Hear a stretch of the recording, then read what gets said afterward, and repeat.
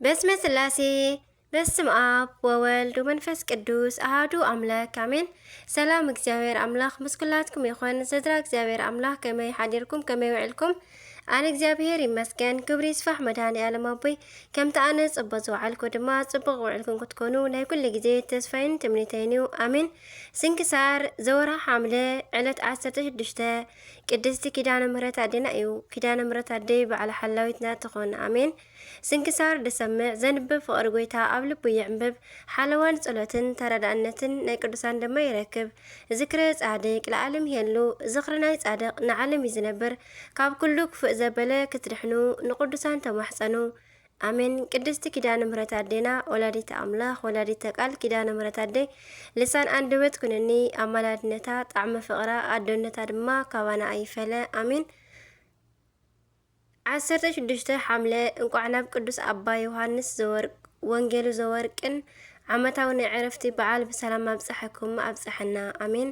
ቅዱስ ዮሃንስ ጻድቅ ወንጌሉ ዘወርቅ እዚ ቅዱስ ወንጌሉ ዘወርቅ እንዳተባሃለ ዝጽዋዕ ካብ ካልኦት ዮሃንስ ካብ ዝበሃሉ ቅዱሳን ንምፍላይ ክኸውን ከሎ ቀንዲ ምኽንያት ግን ዕድመኡ ዘንብቦ ካብ ኢዱ ዘይፍለን ሓቂፍዎ ዝድቅስን ብወርቂ ዝተለበጠ ወንጌል ስለ ዝነበረ እዩ። ናይ ቅዱስ ዮሃንስ ታሪክ ምስ ናይ መርዓዊ ገብረ ክርስቶስን ምስ ናይ ቅዱስ ሙሴ ሮማውን ተመሳሳልነት ኣለዎ። እዚ ከበኸመይን ተበሉ ኣብ ትሕቲ ግዝኣት ሮም ዝነበሩ ኣጥራብዮስን ብሩዳን ዝበሃሉ ሕያወት ክርስቲያን ነበሩ። እግዚአብሔር ኣብ ዝቀደሶ ሓዳር ዝነብሩን ንነዳያን ዝዝክሩን ስለ ዝነበሩ ነዚ ቅዱስ ወለዱ። ስሙ ድማ ዮሃንስ ኢሎም ከም ዝግባእ ይዕብዮም ምስጢር ናይ መንግስተ ሰማያት ምእንቲ ክርዳእ ንመምህር ሃብዎ።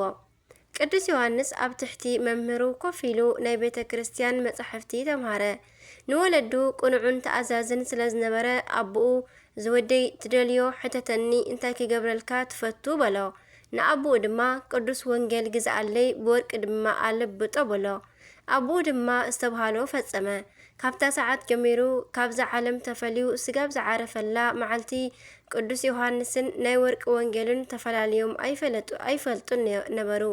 ኩሉ ግዜ ድማ ብዘይ ምግዳል የንብቦ ክቕመጥ ከሎን ክትንስእን ክኸይድን ክድቅስን ካብኡ ኣይፍለን ነበረ። ቅዱስ ዮሃንስ ጎበዝ ኣብ ዝኣኸለ ግዜ ወለዱ ከመርዕዎ ተቐራረቡ። ልብሲ መርዓ ቀረቡ። በታ ሰሙን ግን ሓደ ጋሻ መነኮስ ናብ ቤቶም መጺኡ ሓደረ። በታ ለይቲ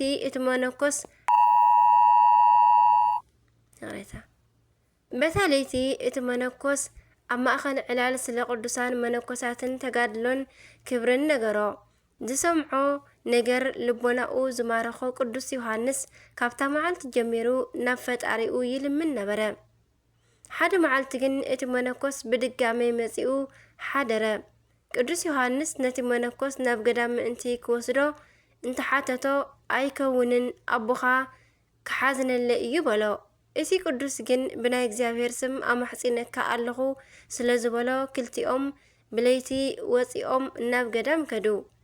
ኣበምኔት ኣመሓዳሪ ገዳም ወደይ ናብ በረኻ መከራ ኣይትኽእሎን ይትረፍካ እኳ እንተበሎ ኣቦይ ኣይትድከሙ ካብ ናይ ክርስቶስ ፍቕሪ ዝኾነ ነገር ኣይፈልየንን ስለ ዝበሎም ከም ዝግባእ ፈቲኖም ኣመንኮስዎ። ቅዱስ ዮሃንስ ድሕሪ ምምንኳሱ ብጾምን ብጸሎትን ብስግደትን ብትሕርምትን ዘርኣዮ ተጋድሎ ንብዙሓት ኣደንቖም። ንስጋኡ ቦታ ስለ ዘይሃቦ ኣብ ጉብዝናኡ ኣካሉ ረገፈ፣ ቆርበቱን ኣካሉን ድማ ተረኸበ። ንስጋኡ ኣድሪቑ ንነብሱ ኣለምለማ። ብኸምዚ ዝበለ ህይወት ን7 ዓመታት ድሕሪ ምግዳሉ ብራእይ ናብ ወለድኻ ተመለስ እንዳበለ 3 ግዜ ተዛረቦ። ቅዱስ ዮሃንስ ናብ ኣበምኔት ከይዱ እንተሓተቶም እቲ ራእይ ካብ እግዚአብሔር እዩ ኢሉ ናብ ቤተሰቡ ኣፋነዎ። ቅዱስ ዮሃንስ ኣብ ልዕሊኡ ንዝነበረት ልብሲ ኣብ መንገዲ ንነዳይ ለማን ሂቡ ኣብ ክንድኡ ድማ ረሳሕ ጨርቂ ለቢሱ ኣብ ናይ ወለዱ ኣንፈት ኮይኑ ለመነ። በያኹም ኣጸጉዕኒ ኢሉ ለመኖም። ወለዱ ብፍጹም ክፈልጥዎ ኣይከኣሉን እሞ ነገር ግን ስለ ዝሕዘኖም ኣብ ኣከባቢኦም ኣብ ኣንፈት ገዝኦም ንእሽቶ ቤት ሰርሕሉ። ኣብታ ውሽጢ በዓቲ ከም ዝለመዶ بتجهات نشوعات عمتات تقالله أبزن عمتات أشمكاي كوكال السب ولد خمان رفراف كاب مهاب حالفهم ኣይቀርብዎን ነበሩ ምክንያቶም ድማ ክጨንወና እዩ ዝብል ነበረ ኣብ መጨረሽታ ከዓ መልአከ እግዚአብሔር ካብ ሰማይ ወሪዱ ድሕሪ 7 መዓልቲ ክትዓርፍ ኢኻ በሎ ነዲኡ ፀዊዑ ሓንቲ ነገር ክልምነኪ በላ እሺ በለቶሞ ምስ ሞትኩ በዛ ዝለበስክዋ ጨርቂ ምእንቲ ክትገንዙኒ ኣብ ውሽጢ በዓተይ ድማ ቅበሩኒ ኢሉ ናይ ወርቂ ወንጌሉ ኣውፅኡ ሃባ ኣብታ ግዜ ኣቦኡ እውን ስለዝመፀ ምስ ረኣያ ሰንበደ ነታ ናይ ወርቂ ወንጌል ፈለጥዋ ንወዶም ግን ክፈልጥዋ ኣይከኣሉን እንዳበኸዩ ስለወዶም ዝፈልጦ እንተሃልይዎም እንቲ ክነግሮም ለመንዎ እሞ ንሱ ድማ ወድኹም ዮሃንስ ኣነ እየ በሎም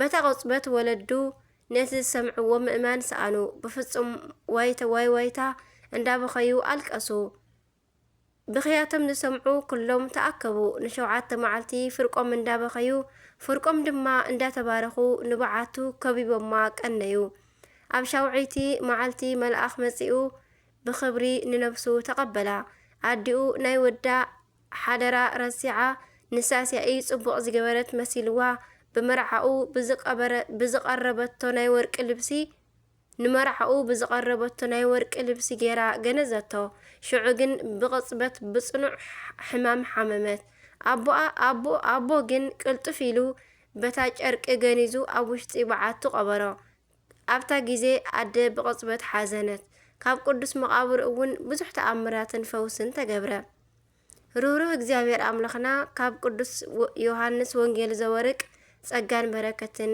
ይኽፈለና አሜን በጸሎቱ ድማ ይምሐረና አሜን ሰላም ለዮሃንስ ወንጌለ ወርቅ እንዋዩ ዘአግበረ ለቱ አብሁ እምነ እበዩ ወበተጋድሎ ማሰነ ወተወለጠ ራእዩ እስከ ስእኑ ጠይቆተ ገጹ ቻሁ ዘርእዩ ወእስከ ሰአሉ ወያሁድ እምብዝሃ ስቃዩ ይብል ሐምሌ 16 ዝኽበሩ ዓመታዊ ናይ ቅዱሳን በዓላት ቅዱስ አባ ዮሃንስ ጻድቅ ወንጌሉ ዘወርቅ ወርሓዊ በዓላት ድማ ኪዳነ ምህረት ቅድስት ኪዳነ ምህረት ናይ 7 ኪዳናት ማሕተም ቅድስት ኤልሳቤጥ ናይ መጥምቀ ቅዱስ ዮሃንስ አዶ ቅዱስ ገብረ ማርያም ጻድቅ ንጉሰ ኢትዮጵያ ሓው ንቅዱስ ላሊበላ ቅዱስ አኖሬዎስ ንጉስ ጻድቅ አባ አቡናፍር ገዳማዊ አባ ዳንኤል ጻድቅ ደጊም ሕቆኹም ብሓቂ ተዓጢቕኩም ድርዒ ጽድቅ እውን ተኸዲንኩም ቆሙ ነቲ ሰላም ዝህብ ወንጌል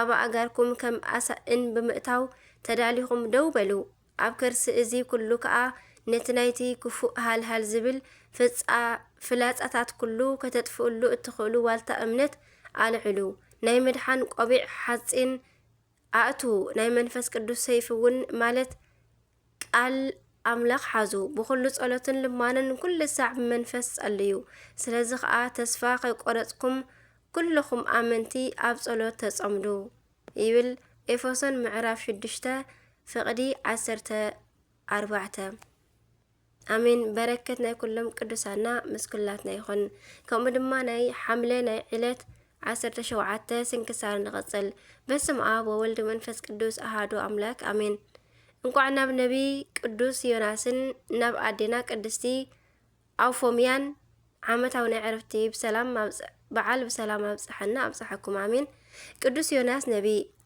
ኣብ ናይ ቤተ ክርስቲያን ኣስተምህሮ ካብ 12 ደቂቀ ነቢያት ሓደ ዝኾነ ቅዱስ ዮናስ ቅድሚ 800 ዓመታት ካብ ልደተ ክርስቶስ ከም ዝነበረ ይእመን ሊቃውንቲ ከም ዝምሃሩና ድማ ኣዲኡ ንቅዱስ ኤልያስ ዝመገበቶ ናይ ሰራብታ መበለት እያ ቅዱስ ዮናስ ገና ህፃን ከሎ ኣብ ምድሪ እስራኤል ዝናብ ን3 ዓመትን 6 ወርሕን ተኸልኪሉ ነበረ ነዚ ዝገበረ ሕያዋይ ነቢ ኤልያስ ንኣምልኮተ እግዚአብሔር ቀኒኡ እዩ ኣብቲ ወቕቲ ኤልያስ ኣብ ሰራብታ ከሎ ህፃን ዮናስ ሓሚሙ ሞተ ወዳ ዝሞታ መበለት ድማ ንኤልያስ ለመነቶ ኤልያስ ድማ ናብ ፈጣሪኡ ማሊዱ ንህፃን ዮናስ ካብ ሞት ኣተንስኦ ቁሩብ ምስ ጎበዘ ድማ ምስ ይዕርኽቱ ምስ ነቢያት ኣብድዩን ኤልሳዕን ኮይኖም ንዓብይ ነቢ ኤልያስ ተኸቲሎሞ እዮም ኤልያስ ድሕሪ ምዕራጉ ኩሎም ናብ ዝተውሃቦም ኣገልግሎት ተዋፈሩ። ንቅዱስ ዮናስ እግዚአብሔር ናብ ነነዌ ኬድካ ንስሓ ስበኽ በሎ። ዮናስ ግን ናይ ፈጣሪኡ መሓርነት መሓሪ ምዃኑ ጠንቂቑ ስለ ዝፈልጥ ኣይከይድን በለም። ተመልከቱ ናይ ለዋሃነት ብዝሓት። እግዚአብሔር እንዳደጋገመ ምእንቲ ክኸይድ እንተነገሮ ነቢ ከምዚ ኢሉ ዝደጋግመለይ ኣብ ቅድመኡ ስለ ዝተቐመጥኩ እዩ ምሽ ኢሉ ክኹብልል ኢሉ ተበገሰ። ነገር ግን ኣይቀንዖን። ብሰንኩ ምኽንያት ማዕበል ተለዓለ። እቶም ህዝቢ ድማ ክውደኡ ቀረቡ። ካብ ድቃሱ ዝነቕሐ ዮናስ ነቶም ኣብ መርከብ ዘለው ኣህዛብ ኣምልኾተ እግዚአብሔር ሰበኸሎም። ብናቱ ፍቓድ ሓምሌ 15 ናብ ባሕሪ ወርወርዎ። ዓሳ ነባሪ ድማ ተቐበልዎ። ኣብ ውሽጢ ግዙፍ ዓሳ ዓብይ ማለት እዩ። ብዘይ ድቃስ ብጾምን ብጸሎትን ብምስጋናን ን3 መዓልታት ተቐመጠ። ሙስና ከይረኸቦ ድማ በዛ ዕለት ዓሳ ነባሪ ኣብ ፀጊዕ ነነዌ ተፎ። ቅዱስ ዮናስ እግዚአብሔር ከም ዝኣዘዞ እስከ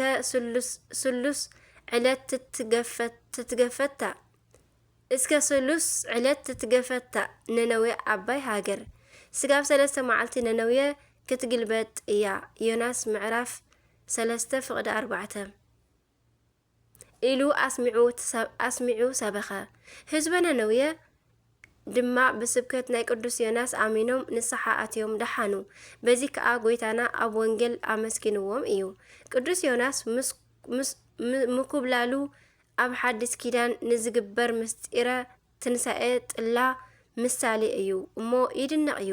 ማቴዎስ ምዕራፍ 12:38 እዚ ነቢ ድማ ኣብ ዝተረፈ ህይወቱ ንህዝቢ እንዳምሃረ ንፈጣሪኡ እንዳገልገለ ብጽኑዕ ሽምግልና ዓረፈ። በረከት ናይ ቅዱስ ነቢ ዮናስ ምስኩላትና ይኹን ኣሜን። ከምኡውን ቅድስቲ ኣውፎምያ ሰማዕት። ኣዴና ቅድስቲ ኣውፎምያ ስማ ኣውፎምያ ኣይኮነን ቢጌጋ ኣብ ማእከል ዝኣተወት ከይመስለኩም። እስመ ከመዝ ስማ ከምኡ እዩ ዝጽዋዕ። ኣብ 300 ክፍለ ዘመን ካብ ዝነበሩ መንእሰያት ክርስቲያን ሓንቲ እያ። ገና ካብ ንእስነታ ልባ ብናይ ክርስቶስ ፍቕሪ ዝተነድፈት ነበረት። በዚ ምኽንያት ንነብሳ ብጾምን ብጸሎትን ወሲና ትነብር ነበረት። ዕድማኣ ገና ኣብ 20ታት እኳ እንተነበረ ብመንኖ ጥሪት ምንባር ምርጫኣ ነበረ። ሊቃውንቲ ኣበው ኣብ ልዕሊ ሰማዕትነታ ደሪቦም ጻድቕት ኣውፎምያ እንዳበሉ እውን ይጽውዕዋ እዮም። ሓንቲ መዓልቲ ግን ኣብ መንገዲ ወፂኣ ነበረት እሞ ክርስቲያን እንዳተሳቀዩ ተመልከተት። ወላ ሓንቲ ጥፍኣት ከይተረኸቦም ንክርስቶስ ስለ ዘምልኹ ጥራይ ይሞቱ በቃ ተፈሪዶም ንክቐተሉ ይውሰዱ ነበሩ። ኣህዛብ ግብሮም ናይ እንስሳ ስለ ዝኾነ ርህራሄ የብሎምን። ሰማዕታት ደሞም ኣብ ፍቐዶ መንገዲ እንዳፈሰሰ ጸሊም ሰንሰለት ኣብ ክሳዶም ኣብ ኢዶም ኣብ እግሮም ኮይኖም ይጎትዎም ነበሩ። ቅድስቲ ኣውፎምያ ነቲ ዝተገብረ ኩሉ ተመልኪታ ኣምሪራ ኣልቀሰት። ፈጢና ድማ ናብ መኮንን ቀሪባ ገሰጸቶ። ኣንታ ኣእምሮ ዝጎደሎ ስለምንታይ ንክርስቲያን ከምዚ ጌርካ ተሳቅዮም ኣለኻ? ኣምላኾም ጎይታ ኢየሱስ ክርስቶስ ተዓጋሲ እንተዘይከውን ነይሩ ብቕጽበት ካብ ገጽ ምድሪ መጥፈአካ ነይሩ በለቶ። ብድፍረታ ዝተገረመ መኮንን ንስኸ ንመን ኢኸ ተምልኺ ክብል ሓተታ። ንሳ ድማ ሰማይን ምድርን ንዝፈጠረ ስለና ክብል ኣብ ቀራንዮ ጎቦ ንዝተሰውአ ኢየሱስ ክርስቶስ እየ ዘምልኽ ክትብል መለሰትሉ። በታ ሰዓት ናይ መኮንን ቁጣዓ ኣብ ልዕሊ እዛ ቅድስቲ ኣደ ነደደ። ነገር ግን ቁጣዓ ናይ ንጉስ ከም ቁም ነገር ስለ ዘይቆጸረቶ ምእንቲ ከሳቂዋ ኣዘዘ። ወተሃደራት ንስግኣ ብዙሕ ኣሳቂዋ። ብላቴና ኣውፎምያ ግን ጽንዕቲ ስለ ዝኾነት ኣይከኣልዋን። ኣብ መጨረሽታ ግን ኣብ እሳት ተቃጺላ ምእንቲ ክትነድድ ተፈረደት። እቲ እሳት ካብ መሬት ከፍ ኣብ ዝበለ ግዜ ናብ ውሽጢ ወርወርዋ። ኣብ ማእከል ቆይማ ንነዊሕ ግዜ ጸለየት። ድሕሪኡ ንገጻን ንመላእ ስጋኣን ብምልክት መስቀል ኣማዕቲባ ንነፍሳ ናብ ኢድ እግዚአብሔር ሃበት። ምእመናን ብኽብሪ ገኒዞም ቀበርዋ። ሰላም እብል ለኣውፎምያ ህሪት ክበደ ሰናስል ነጺራ በክሳደ ሰማየት ወሰብ ነደ ልባ በኣምላካዊ ቅንዓት መቅሰፍት እያፍርሃ ወእያደን ገጻ ስቅለት ወለኪፎታ ይክህለ እሳት ከምኡውን ናይ ቅዱሳን ኤስድሮስን ናይ ሰማዕት ቤዱልን ናይ ዘካርያስን ናይ አውልንያን ናይ ዓይኒ ፀሓይ መዘከርታዎም እዩ። ናይ ቅዱስ ሰማዕት የስጦስ እውን ዓጽሙ ዝተረኸበሉ እዩ። በረከቶም ምስ ኩላትና ይኹን ዘለዓለም አሜን። አምላኽና በረከት እግዚአብሔር አምላኽና በረከት ናይ ነቢይ ዮናስን ናይ ሰማዕት አውፎምያን ናይ ኩሎም በረከትን ይኽፈለና ብጸሎቶም ድማ ይርድአና አሜን። ሐምሌ 17 ዝኽበሩ ዓመታዊ ናይ ቅዱሳን በዓላት ድማ ቅዱስ ዮናስ ነቢይ ካብ ከብዲ ዓሳ ነባሪ ዝወጸሉ፣ ቅድስቲ አውፎምያ ጻድቕን ሰማዕትን፣ ቅዱስ ዮስጦስ ሰማዕት ዓብይ፣ ቅዱስ ዘካርያስ። ወርሓዊ በዓላት ድማ ቅዱስ እስጢፋኖስ ሊቀ ዲያቆናት ቀዳማይ ሰማዕት፣ ቅዱስ ያዕቆብ ሐዋርያ ወልደ ዘብዴዎስ፣ ቅዱሳን አበው መክሲሞስን ዲማቴዎስን፣ አባ ገሪማ ዘመደራ፣ አባ ጲላሞን ፈላሲ፣ አባ ለትጹን የዋህ፣ ቅዱስ ኤጲፋኒዮስ ሊቅ ዘደሰተ ቆጵሮስ። ሽዑ ገሊኣቶም ካብ መምህራን ሕግን ፈሪሳውያንን ኦ መምህር ካባኻ ትእምርቲ ክንርኢ ንደሊ ኣለና በልዎ። ንሱ ግና ከምዚ ኢሉ መለሰሎም፣ እዛ ክፍእትን ዘማዊትን ወለዶ እዚኣ ንትእምርቲ ትደሊ ኣላ። እንተኾነ ብዘይ ትእምርቲ ነቢ ዮናስ ካልእ ትእምርቲ ኣይወሃባን እዩ። ዮናስ ኣብ ከብዲ ዓሳ 3 መዓልትን 3 ለይትን ከም ዝገበረ ከምኡ ከዓ ወዲ ሰብ ኣብ ውሽጢ ምድሪ 3 መዓልትን 3 ለይትን ክገብር እዩ። ሰብ ነነዌ ብስብከት ዮናስ ተነሲሖም እዮም እሞ ብመዓልቲ ፍርዲ ነዛ ወለዶ እዚኣ ተንሲኦም ክፈርድዋ እዮም እምበኣር ካብ ዮናስ ዝዓቢ ኣብዚ እንሆ። ማቴዎስ ምዕራፍ 12 ፍቕዲ 38 ንረኽቦ ማለት እዩ። በረከት ናይ ቅዱስ ዮናስ ምስ ኩላትና ይኹን። ናይ ቅዱስ እስጢፋኖስ ናይ ኩሎም ወርሓውን ዓመታውን ተኸቢሮም ዝውዕሉ በረከቶም ይሕደረና አሜን። ናይ ከምኡ ድማ ናይ ዕለት 18 ስንክሳር ንቐጽል አሜን። በስመ አብ ወወልድ ወመንፈስ ቅዱስ አሐዱ አምላክ አሜን። ቅዱስ ያዕቆብ ወልደ ዮሴፍ 18 ሐምለ በዛ መዓልቲ እዚኣ ኤጲስቆጶስ ኢየሩሳሌም ሓው ጎይታ አምላኽናን ኢየሱስ ክርስቶስ ዝተባሃለ ቅዱስ ያዕቆብ ወልደ ዮሴፍ ብሰማዕትነት አዕረፈ። እዚ ቅዱስ ወዲ ጸራቢ ዮሴፍ እዩ። ንሱ ድማ ካብ ኩሎም ደቁ እቲ ዝነኣሰ ነበረ። ንሱ ንጹህ ድንግል ነበረ። ምስ ጎይታና እውን ዓበየ። ስለዚ ድማ ክብሪ ይኹነሞ ሓው ጎይታናን አምላኽናን ኢየሱስ ክርስቶስ እናተባሃለ ተጸውዐ። ድሕሪ ዕርገተ ጎይታናን አምላኽናን ኢየሱስ ክርስቶስ ሐዋርያት ኣብ ኢየሩሳሌም ኤጲስቆጶስ ገይሮም ሸምዎ። ክብሪ ንዕኡ ይኹንሞ ብጎይታና ብኢየሱስ ክርስቶስ ስም ምሂሩ ንብዙሓት ናብ ቅንዕቲ ሃይማኖት መለሶም። ናይ ክርስትና ጥምቀት እውን ኣጥመቖም። እግዚአብሔር እውን ባዕዳው ዓበይቲ ተኣምራትን መንክራትን ገበረ። ሓደ መዓልቲ ድማ ኣብ ጎደና ክጓዓዝ እንከሎ ሓደ ሽማግለ ረኸበ። ቅዱስ ያዕቆብ ድማ ኣብ ቤትካ ከተሕድረኒ ዶ ትኽእል በሎ። እቲ ኣረጋዊ ድማ እሺ ከም ዝበልካዮ ይኹን በሎ። ብሓደ ክጓዓዙ ከለዉ ድማ ጋኔን ዝሓደሮ ሰብ ረኸቦ። ንቅዱስ ያዕቆብ ኣብ ዝረኣየሉ ጊዜ ድማ ኦ ናይ ክርስቶስ ሐዋርያ ኣነ ምሳኻ እንታይ ኣለኒ ከተጥፋእኒ ዶ መጻእካ ኢሉ ገዓረ። እቲ ሐዋርያ ድማ ብስም ናዝራዊ ኢየሱስ ክርስቶስ ስቕበል ካብዚ ሰብ ድማ ውፃእ በሎ። ብቕጽበት ድማ እቲ ጋኔን ካብ ልዕሊ እቲ ሰብ ወፀ። እቲ ሽማግለ ከዓ ነዚ ዘገርም ተኣምር እዩ ደንገጸ። ኣብ ትሕቲ እግሪ ሐዋርያ ወዲቑ ድማ ከምዚ በሎ፣ ናብ ቤተይ ክትኣቱ ኣይግብአካን። ነገር ግን ምእንቲ ክድሕን ቤተሰበይ እውን ምእንቲ ክድሕኑ እንታይ ክገብር በለ። ኣብታ ጊዜ እቲኣ ድማ ሐዋርያ ቅዱስ ያዕቆብ ኦ ጎይታይ መንገዲ ያቕንዕካለ ኢኻ እሞ ኣመስግነካ ኣለኹ ኢሉ ንጎይታና ኣመስገኖ። ናብቲ ሽማግለ ተመሊሱ ድማ ናይ ድሕነት ነገር ነገሮ። ክብርን ምስጋናን ንዑ ይኹን እሞ ብጎይታና ስለዚ ሰብ ምዃኑ፣ ስለ መከራኡ፣ ስለ ሞቱን ስለ ትንሣኤኡን መሃሮ።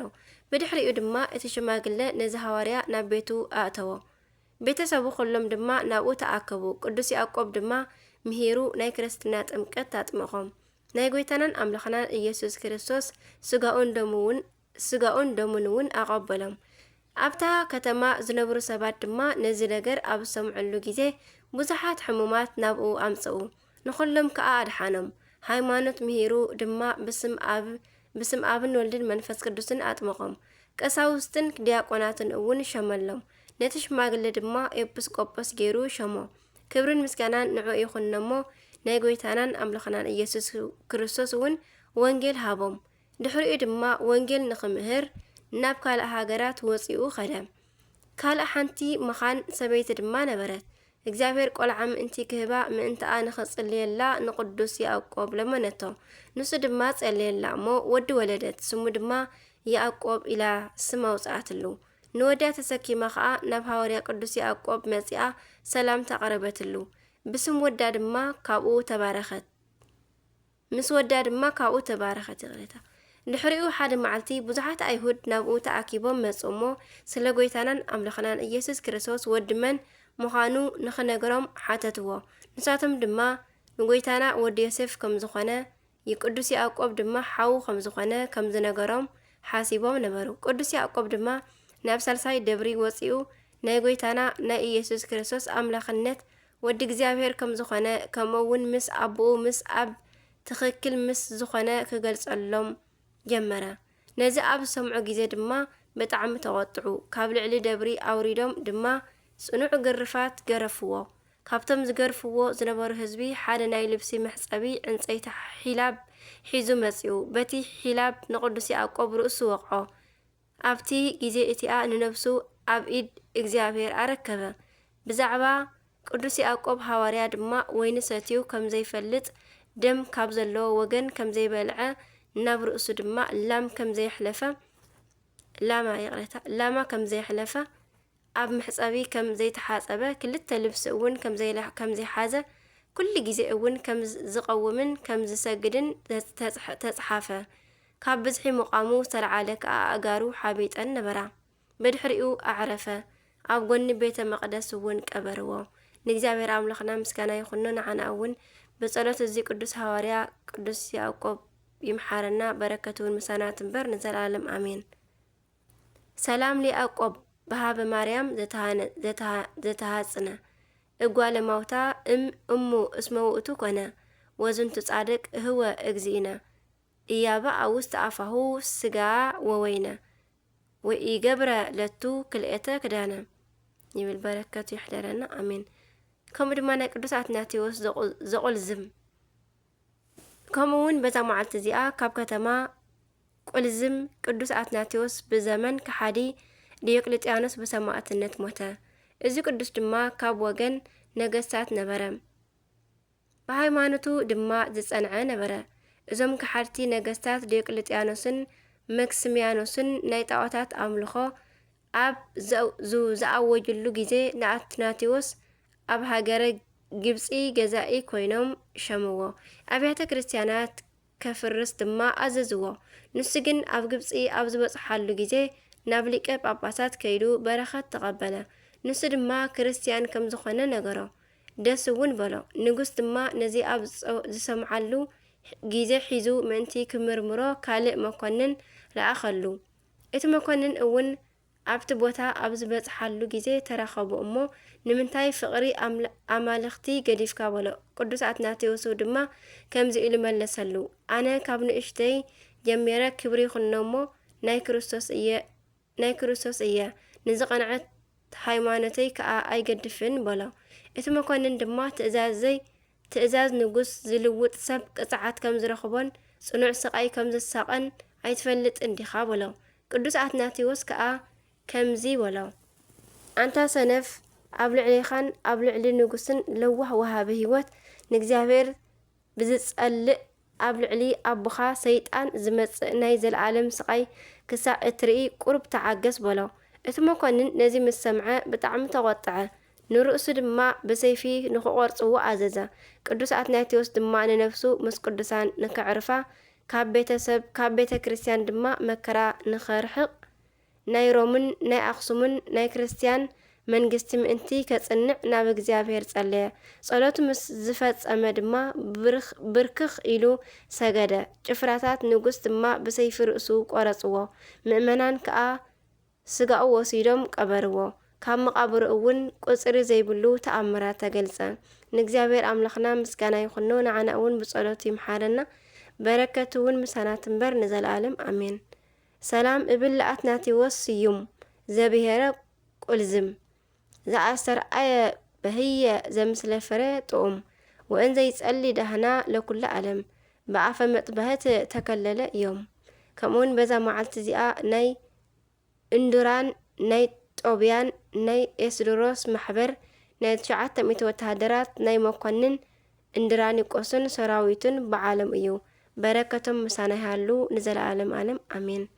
ንእግዚአብሔር አምላኽና ምስጋና ይኹኖ ንዘለዓለም ዓለም አሜን። ዝወደቀ ዝነጠበ ቃል ኮነ ኩሉ ካብ አናባ በአፈ ቅዱሳን ድጓ መላእክት ተአረመለይ ስንክሳር ድሰምዕ ዘንብብ ፍቅር ጎይታ ኣብ ልቡ ይዕንብብ ሓለዋን ጸሎትን ተራዳእነትን ናይ ቅዱሳን ደማ ይረክብ። ዝክረ ጻድቅ ለዓለም ይህሉ ዝክረ ናይ ጻድቅ ንዓለም ይዝነብር ካብ ኩሉ ክፍእ ዘበለ ክትድሕኑ ንቅዱሳን ተማሕፀኑ አሜን አሜን ወአሜን ይበሉ ኩሎም መላእክተ ሰማይ አቡነ ዘበሰማያት ይትቀደስ ስምከ ትምጻእ መንግስትከ ወይኩን ፈቃድከ በከመ በሰማይ ከማሁ በምድር ሲሳየነ ዘለለ ዕለትነ ሀበኒዮም ህድግ ለነ አበሳነ ወጀጋየነ ከመንህነኒ ነህድግ ለዘአበሰረን ኢታብአነ እግዚኦ ውስተ መንሱት አላ አድነነ ወባልሃንን ኩሉ ኩይስ መዚአኪ እቲ መንግስት ኃይሉ ስብሐት ለዓለመ ዓለም አሜን። በሰላም ቅዱስ ገብርኤል መልአክ እግዝእትየ ማርያም ሰላም ለኪ ድንግል በህልናቸው ድንግል በስጋችን መግዚአብሔር ጽባኦት ሰላም ለኪ ብሩክቲ አንቲ እምአንስት ብሩክ ፍሬ ከርስኪ ተፈሥሒ ፍሥሕት ኦ ማርያም እንተጸጋ ምልዕተ ውዳሴ ምልዕተ ሞገስ ምልዕተ ኩሉ ልዑል እግዚአብሔር ምስለኪ ሰአሉ ወጸሊ ምህረተ እንቲአነ ምህረተ ኩሉ ዓለም ምህረተ ምድር አቃዚት ሀበ ፍቅር ወልድኪ ኢየሱስ ክርስቶስ ከመ ይስራልን ኃጣውኢነ ተማኅፀነ ክዳንቺ ስብሐት ለእግዚአብሔር ወለወላዲቱ ድንግል ወለመስቀሉ ክቡር አሜን አሜን ይኩን።